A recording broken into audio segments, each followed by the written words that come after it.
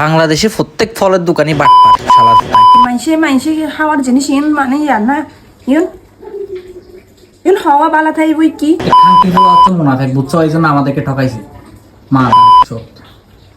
এখানে কি একটা আপেল একটা মোসাম্বি কয়টা আঙ্কুর কত নিচ্ছে জানো? 250 টাকা নিচ্ছে ভাই। দেখেন ও আমার হাজবেন্ড, আমি অসুস্থ, একটা আপেল একটা কমলা নাকি মৌসুমি বলে আমি জানি না সেটা নামটা, আঙ্গুল নিয়ে আসে। তাই এক পাবা হবে আঙ্গুলটা, আমি আন্দাজ করে বলতেছি আপনাদেরকে, এক পাবা হবে।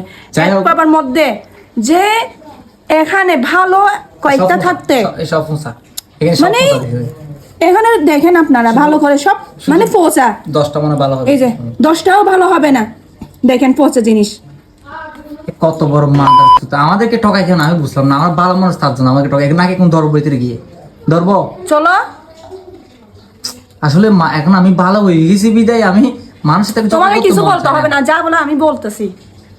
কোনো দরকার আছে এগুলো আমাদেরকে দেওয়া? এগুলো আমাদের হক, আমাদের কষ্টের টাকা। হকের টাকা না, কষ্টের টাকা না। মানুষের ঠিক আছে, উনি টাকা তো বরাবর নিছে, হ্যাঁ, তো ওনারও জিনিস মানুষকে এইভাবে দেবে।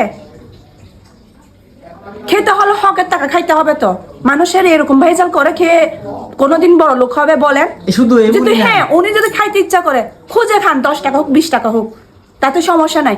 তা বলে কি এরকম পচা জিনিস দেবে? আপনারা বলেন। এই বাংলাদেশের প্রত্যেক দোকানদার বাটপার, প্রত্যেক দোকানদারে বাটপার। তুমি যেটা বলো, আমি যেখান থেকে নিই সেখানে ঠকাই আমাদের। আমার হাজবেন্ডের নিয়ম হচ্ছে উনি জিনিস ভালো করে দেখে নেবে না, ওনার হচ্ছে এটাই দোষ। হ্যাঁ।